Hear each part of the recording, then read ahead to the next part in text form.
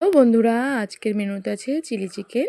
আমাদের আগের দিয়ে আমি একটু লবণ হলুদ মাখিয়ে রেখেছিলাম, তাও কিছু পরিমাণ লবণ, গোলমরিচের গুঁড়ো, দুটো মতন ডিম আর প্রয়োজন মতো অ্যারারুট দিয়ে আমি ভালো মতন কিছুক্ষণ মেখে রেখে দেব।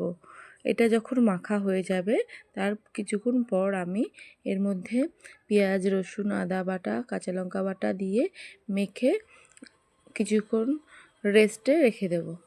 এটা এই যে মাখা আমার হয়ে গেছে।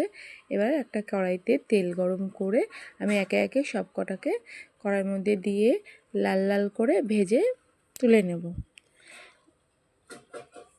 আর আমি চিলি চিকেনে একটু ঝাল ঝাল করব, কারণ হলো যেহেতু যেহেতু ভাত দিয়ে খাওয়া হবে তার জন্য একটু ঝাল ঝাল করছি। তোমরা চাইলে মিষ্টিও করতে পারো। এই যে এরকম যখন লাল লাল ভাজা হয়ে যাবে আমি তুলে রাখবো। তারপরে একটা কড়াইতে, ওই কড়াইতেই তেল যা ছিল ওই তেলের মধ্যেই আমি গোটা গরম মশলা, শুকনো লঙ্কা, তেজপাতা দিয়ে বিনস, গাজর দিয়ে যখন একটু লাল লাল করে ভাজা হয়ে যাবে তখন ক্যাপসিকামগুলো আমি এর মধ্যে অ্যাড করে নেব। এবার ক্যাপসিকামগুলো একটু লাল লাল করে ভেজে নিয়ে আমি প্রয়োজন মতন যে পেঁয়াজগুলো কেটে রেখেছিলাম বড় বড় করে সাইজের, সেগুলো আমি এটার মধ্যে অ্যাড করে দেব। এবার এটাকে ভালো মতন করে কিছুক্ষণ ধরে নাড়াচাড়া করে হালকা ভেজে নেব। এটা যখন একটু ভাজা ভাজা হয়ে আসবে তখন আমি এর মধ্যে কিছুটা টমেটো আর কাঁচা লঙ্কা অ্যাড করে দিয়েছি। এটা টমেটো কাঁচা লঙ্কা অ্যাড করে নিয়ে আমি কিছুক্ষণ নাড়ি চাড়িয়ে নিয়ে স্বাদ মতন লবণ আর হলুদ গুঁড়ো, লঙ্কা গুঁড়ো দিয়ে ভালো মতন করে কিছুক্ষণ কষিয়ে নেব। এটা কিছুক্ষণ কষানোর পর আমি এটার মধ্যে আদা, রসুন, পেঁয়াজ, কাঁচা লঙ্কা বাটা সব অ্যাড করে দেব।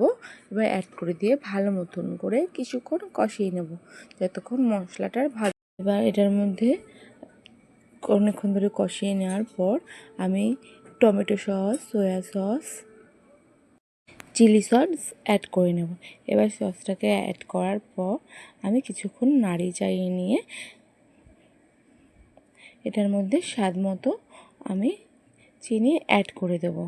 আমি যেহেতু ঝালটা বেশি দেব, চিনিটা তাই কম অ্যাড করছি। তারপরে ভেজে রাখা চিকেনগুলোকে আমি এর মধ্যে অ্যাড করে দিয়ে ভালো মতন করে কিছুক্ষণ কষিয়ে নেব। যখন এটি কষানো হয়ে যাবে আমি পরিমাণ মতো এখানটায় জল অ্যাড করে দেব।